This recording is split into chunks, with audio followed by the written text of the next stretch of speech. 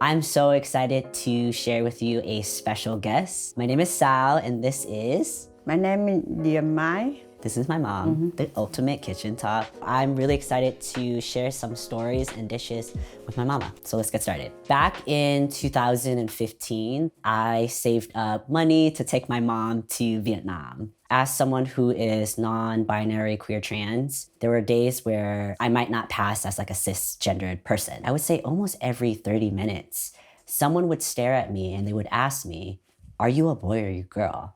And I didn't realize how heavy it was gonna be on me. So then there was this one time we were in Hue, where my mom is from. There was this older man who asked me, "Are you a boy or a girl?" And this was like the 50th ask in general. And I just wanted to share a little bit about how the interaction was with my mom included. So mình nhớ khi mình đi Việt Nam 2015, có cái ông đi bên con á, bà hỏi con gái hay con trai. Bà hỏi nhiều lần á, bà dọn follow us, phải không? How was that experience for you? Thì mẹ nói với ông là anh đâu có cần biết đâu. Cần biết nó là con trai là con gái đâu. Tại sao? Tại sao mà phải hỏi nó biết được để làm gì? Anh coi nó là bình thường vậy đi. Mà ông chạy theo hỏi biết. Mà mẹ lá to lên. Fuck you, tại sao? Don't have it. No, she didn't say that. Since then, I think that was when I felt like my mom finally got a chance to see me.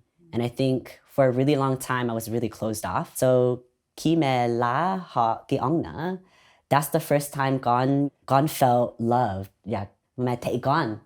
Tại vì con queer or trans, phải không? But con sợ mẹ không hiểu. But mẹ hiểu. That's what queer trans people go through every day. And that is heavy. Nặng nữa body, mệt nữa, và buồn nữa. Ever since then, that's when I had a chance to like open up to you. Con ưa mẹ hiểu con, the experience that I went through, and that's when I told you more things about my life. I told you con buồn, mental health. I was depressed.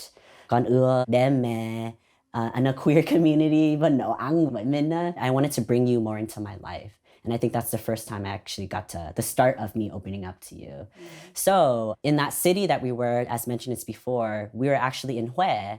And Hue is like the best place. It's honestly the best food in Vietnam. It's like the most spicy, complex, and I'm really excited to share with you a dish. It's called bánh bột lọc. Bánh bột lọc is a tapioca. It's like a Vietnamese tamales and it's steamed with banana leaves. I'm gonna ask my mom, what is bánh bột lọc? Bánh bột lọc là trước đấy là của cái người Huế, họ cực lắm, họ nghèo lắm, nên gì họ ăn từ cái cây khoai mì nữa, rồi sau này là họ chế biến ra cái bánh bột lọc. Đồng ý nữa cũng có cái bánh bột lọc mà nhưng không bằng cái thành phố Huế. Bởi vì cái thành phố Huế là cái bánh bột lọc là cái đặc trưng của cái thành phố Huế. So let's get started. You ready, Mom? Yeah. Ready to show them? Okay, let's get started. Một pháo là thịt bà rọi, rồi mình cắt nhỏ ra. Nửa pháo tôm, nửa pháo bóc ra rồi mình cắt nhỏ ra, mình để riêng ra, khoai mì. Đó. Banana leaves. Bỏ hành với tỏi, mắm, chút đường với thêm chút bột nêm, ớt với thêm cái tiêu. Rin onion này là sau cùng. Cook. We're gonna go cook. Okay, cool. Okay, now mommy saute the onion, phải không? Okay, and that's actually onions, a little bit of Thai chili, which I didn't see, and garlic. Phải không?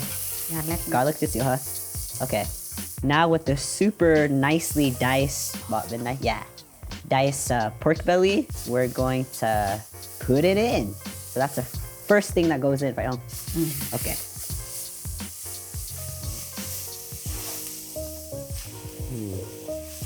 And a good tip that my mom said is that if you have the pork belly on the frozen side, it's easier to cut. So that's a good tip. Whereas if it's softer, it's a little bit harder to get it nicely even. Đó, nước mắm này. Okay, fish sauce. So the three things are mushroom seasoning, chicken bouillon, and sugar.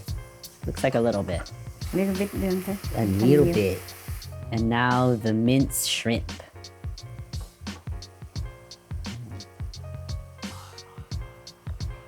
But yeah, usually this would be cooked in high heat and just like a little bit more char or crisp. Now we're adding the Viet paprika and black pepper. So we're gonna transfer it to my mom's oven just to get it that like higher heat, and then we'll show you the final piece. So we'll be right back. This is how the final looks like. And then now we're gonna add the green onions. Now we're done with this, and now we're gonna work on the leaves. What you'll need are paper towels and banana leaves. So we just are cleaning the leaves and making sure we thaw it properly. And then I think what my mom said is she adds hot water to clean it a little bit beforehand, and now we're just wiping it down. So now we're gonna be cutting it, and we're gonna be cutting it. It's gonna look like these squares. So that much. And we're gonna use this to fill it up, fill like the tapioca dumplings into this and wrap it up. Yep. Press down her nails and rip away. And then it looks like she is cutting the edge of these banana leaves because it's like really thick. Yeah, so it looks like that. Okay. All right, so what you're gonna need to make the dough is a big bowl, like so, the powder bag, like this, and then hot water. And then my mom's gonna we're gonna watch her how to do this. So 1 bag of cassava flour. So 1 bag makes about 30, Tùy theo mình làm lớn nhỏ thôi. yeah, 30 small one. It just depends on how big you make it. But it sounds like it's 30 bánh bột blocks per bag.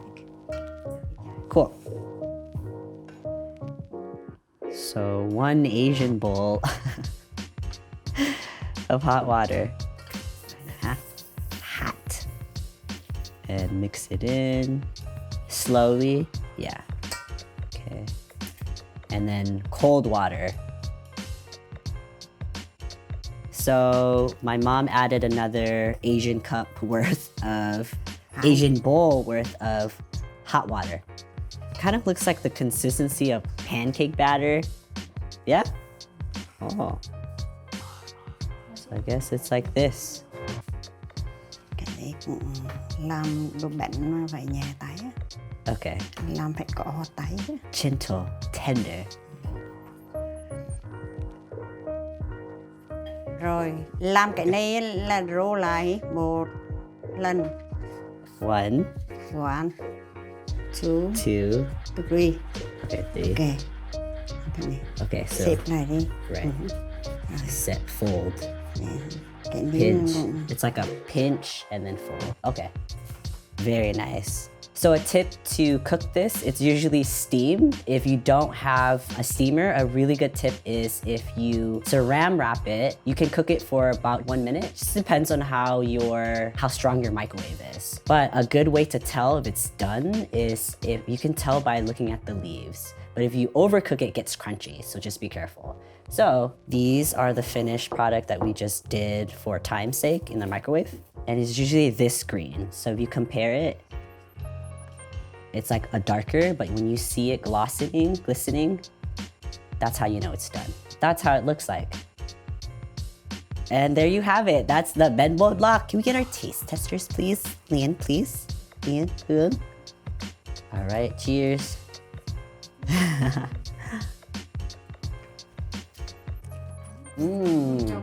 Very warm. Dang, Mom. I feel like this is like, I might be biased, but I feel like I'm right. It's the #1 bánh bột block. Oh, I'm gonna choke. It's the #1 bánh bột block. All right. Thank you. Alright, thank you. Bye. Bye. Cut. Rồi. Wow, yay. SAL, SAL, cooking with Sal, cooking with Sal.